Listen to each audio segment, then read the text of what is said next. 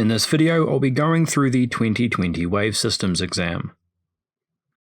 Question 1. The speed of sound in air is 3.40 times 10 to the 2 meters per second, or alternately 340.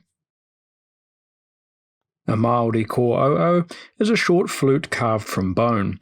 This instrument can be modelled as an open pipe of length 0.155 meters. On one occasion, Manu covers all the holes and plays a note that has the following displacement standing wave pattern for one of its harmonics. Which harmonic is shown in the diagram above?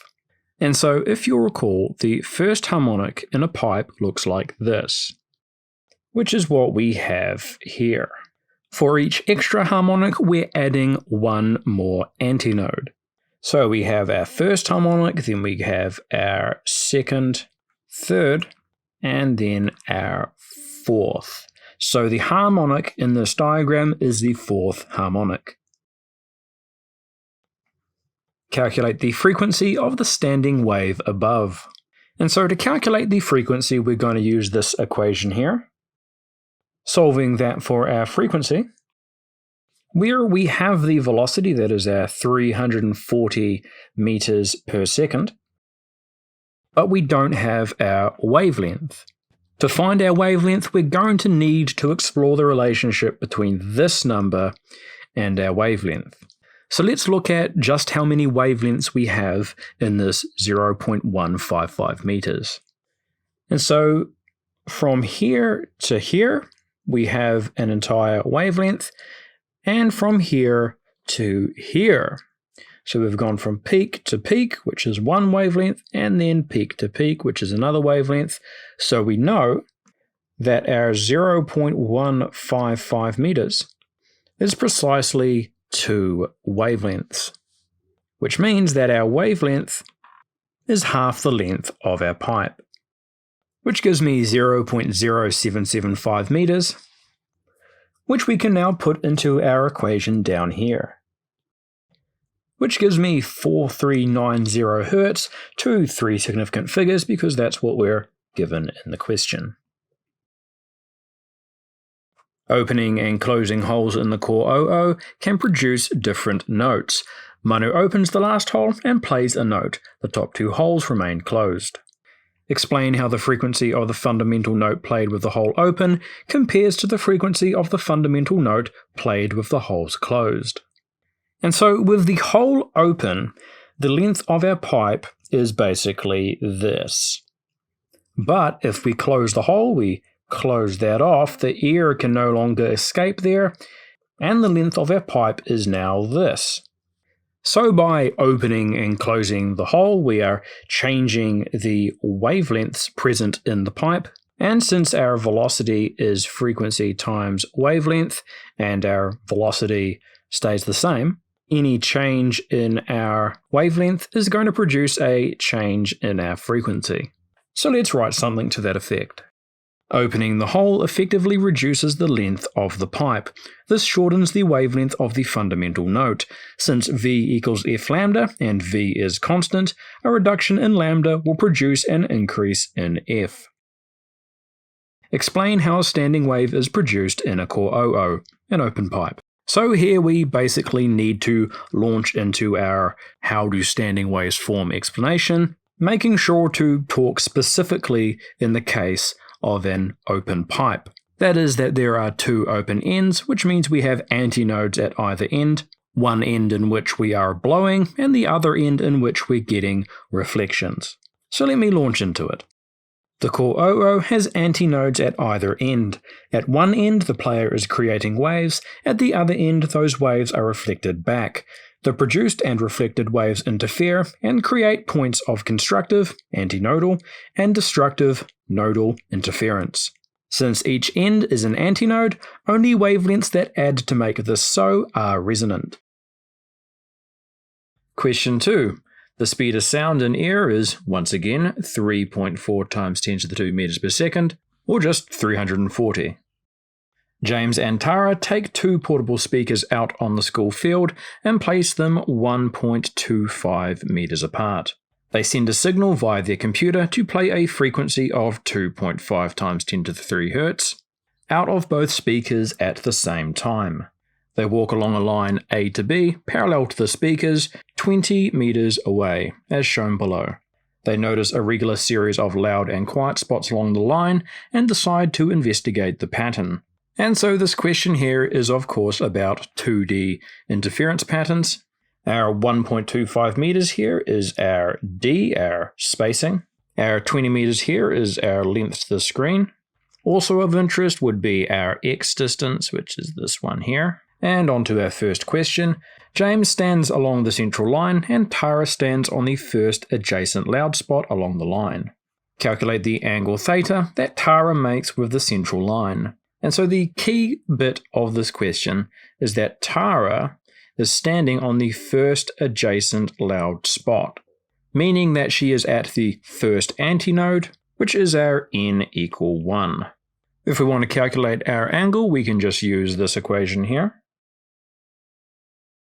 dividing both sides by d, and taking the inverse sine of both sides. Now we have our n, that is 1, we have our d, that is our spacing over here, but we don't have our wavelength lambda, so we need to find that. To do so, we can use our frequency up here of 2.5 times 10 to the 3 Hz, or written out much easier, knowing that the speed of our wave is equal to the frequency times wavelength, solving that for our wavelength, where our velocity is our 340 up here. And I get 0.136 meters. Now putting all our numbers in over here, which gives me 6.25 degrees to 3 significant figures. The distance between A and B is 10 meters. Calculate the total number of loud spots the students could hear along this line while both speakers are producing the same frequency of 2.5 times 10 to the 3 Hz. And so our distance here is our 10 meters. And if they're asking us for the total number of loud spots, we are looking for the total number of antinodes. So here's what we need to do. If we make this distance here our x, we can find what n is equal to at this point here. That will tell us the amount of antinodes along here, which, because this is symmetric, will also tell us the amount of antinodes along here. Add our central antinode there, and we'll have the total number of loud spots. So since this total length here is 10 meters, that means that our x is going to equal 5. And so the equation we're going to use is, once again, solving that for our n, where we know our wavelength, we got that before.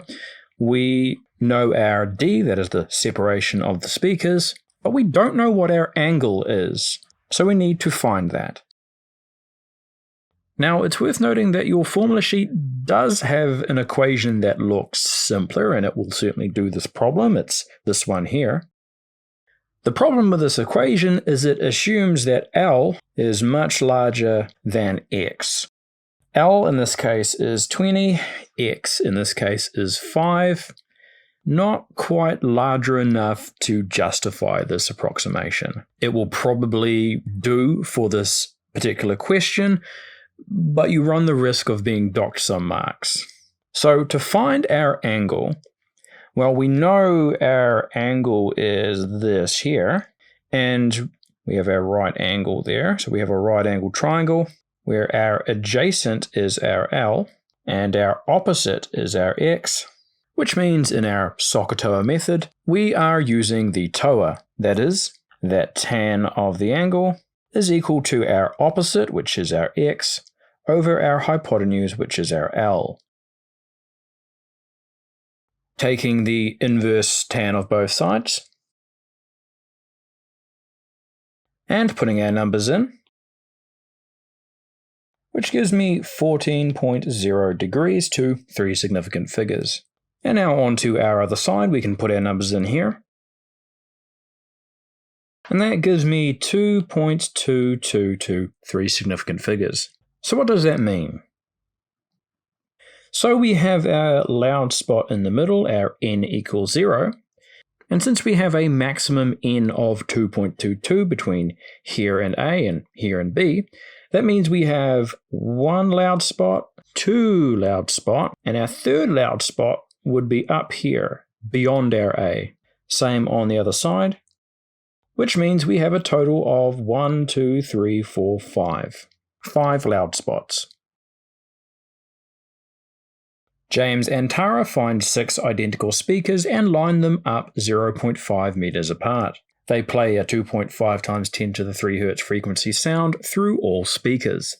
They then walk along the line A to B, parallel to the speakers as before. And so we have our frequency up here. We have our spacing here, our L, still 20 meters. And we are asked to describe and explain the difference in the loud and quiet sound pattern they hear as they walk along the line compared to when there are only 2 sources of sound. So this is a question that comes up reasonably often, where you are asked to compare the interference pattern between 2 sources versus much more. Usually it's between a double slit and a diffraction grating, but in this case they've used speakers. And so the difference between the patterns is going to look something like this.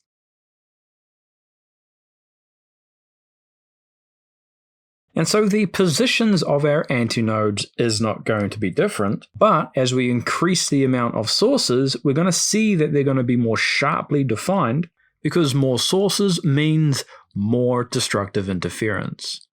Now, another difference is that we've simply increased the amount of speakers from 2 to 6, so we're going to expect there's going to be a 3 times increase in the volume. And also in terms of our spacing, we're at 0.5 meters, whereas before we were at 1.25 meters, so our D has decreased. And so what that means, if you look at our equation here, if our wavelength is staying the same and our D is decreased, for the same order number, the angle is going to be greater. So let's try and put that all into words. Increasing the amount of speakers causes the antinodes to be more narrowly defined due to there being more destructive interference. Going from 2 to 6 speakers means the amplitude of the pattern will be 3 times greater. Since D is decreased, theta will increase as n lambda equals d sine theta.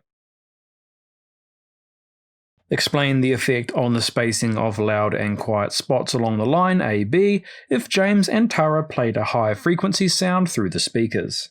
And so, as is handy, let's once again go back to our n lambda equals d sine theta, and also our V equals f lambda.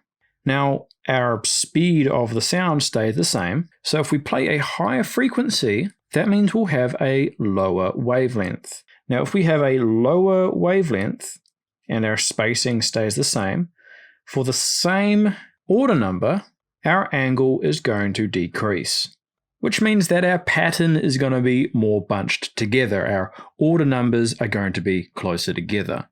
So let's write that. Increasing frequency decreases wavelength. N lambda equals d sine theta shows us that decreasing the wavelength will reduce the angles between orders. This means our nodal and antinodal lines, quiet and loud, will be closer together. Question 3.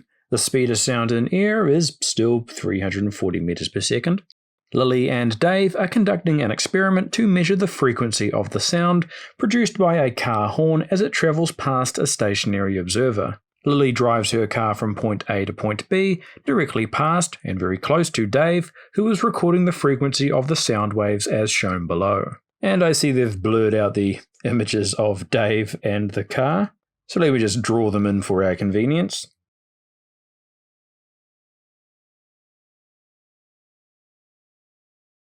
Using the data recorded, Dave was able to plot the frequency he observed on a graph. Using the graph, state the frequency Dave hears as the car travels towards him. So as the car travels towards Dave, he is going to hear an increased frequency, which means our 900 must be the towards frequency. When the car's going away, that's when we hear our 800. By considering the motion of the sound waves from the car horn, give reasons why Dave's meter detects a change in frequency as the car approaches him and then goes past him. So this is our typical explain the Doppler effect question. In it, we need to explain how each successive wavefront is being dropped a little bit closer to the wavefront ahead of it in the direction that the source is traveling, and then link specifically that wavelength to the observed frequency, both ahead of the source, in which the wavefronts are going to be closer together, and behind the source, where the wavefronts are going to be further apart. So let me launch into that. Each wavefront is dropped closer to the previous wavefront in the direction of movement. This causes the wavelength to be shorter ahead of the car and longer behind. Since v equals f lambda, this means a greater frequency will be heard as the car approaches and a lesser as it moves away. Using the information from the previous page, calculate the constant speed of the car that Lily is driving. So let's start by looking at our Doppler effect equations for the towards and the away scenarios.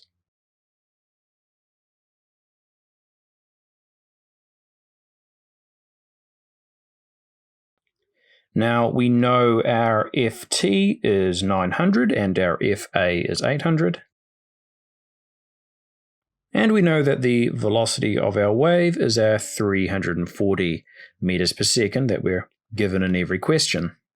So we know this, and also that, and we want to find this, but we don't know what the frequency is. So we have two unknowns, which is not helpful. But we have the same situation in this equation here, where we know that of course, we want to find that, we don't know what that is. So what we can do is we can solve each of these equations for f, our frequency that we don't know. We can make those equations equal to each other and thereby cancel out the f, and then we'll be left with an equation where the only unknown is our Vs, which is what we're trying to find. So I'm going to rearrange both these equations at the same time, hopefully you can follow. My first step is going to be to multiply both sides by the denominator.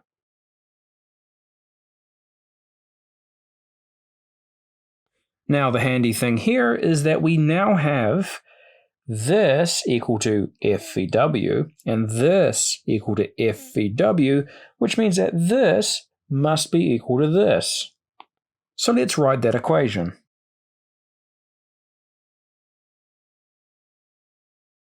Expanding these brackets.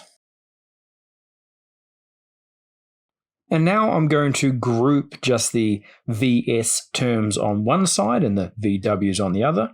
So I'm going to subtract this from both sides, and I'm going to add this term to both sides.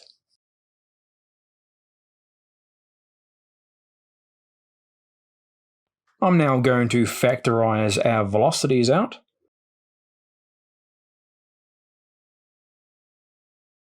And now I'm going to divide both sides by this here. And I'm also going to swap the sides around, so I have my Vs on the left-hand side.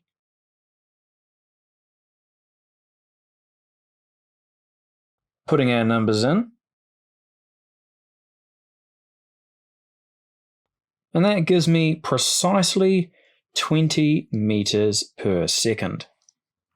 And now, just a side note here, one of the traps in this question is that you might go, well, okay, we have our towards frequency of 900 and our away frequency of 800. You might be tempted to think that the true frequency is smack bang in the middle at 850 Hertz, which you would unfortunately be wrong. I know this is somewhat counterintuitive on first glance. It seems like this should break some sort of symmetry, but consider for a moment these two terms. Now, in our situation that we're dealing with, these amount to this. And so it still looks like, because we have our center speed of 340 meters per second, it still looks like this situation should be symmetrical and that 850 should be our true frequency. Here's the catch. The frequency specifically scales with the velocity of the wave divided by this. And so while we have our minus 20 plus 20 in our situation here, which is why we feel it should be symmetrical, the reality is that these relative velocities are proportionally scaled with the velocity of the wave, which gives me 1.06 and 0.944. So if we're assuming that this situation is symmetrical, our middle is going to be our 1. So what's my point? My point is it looks symmetrical because we look at the plus 20 minus 20 and we feel like the frequency should be nicely in the middle. But the reality is the frequency is scaled proportional to the velocity of the wave, and that the proportional difference between 340 and 320 and 340 and 360 is not the same. They're different. So the true frequency is not going to be 850. It is not going to be right in the middle of 900 and 800. I hope that went some way towards explaining the why, but if it didn't, don't worry, as long as you know that it doesn't. As long as you know not to make this mistake, you're fine. After Lily passes point B, she decides to accelerate away from Dave, who remains in the same position. Using your knowledge of the Doppler effect, explain how and why the frequency that Dave hears changes during this time. Well, if Lily is accelerating, that means the velocity of the source is increasing. And if she's accelerating away from Dave, that means we're going to be using this equation here. And so if we increase our velocity, that means that this whole term here is going to decrease. And if that decreases, our true frequency remains the same. That means that our observed frequency must decrease as well. So let's put that into words. As Lily accelerates away from Dave, he hears the frequency decrease more the faster she travels. This occurs because as the source travels faster, each wavefront is placed further away from the wavefront behind Lily. This means an increased wavelength and decreased frequency. And that's it.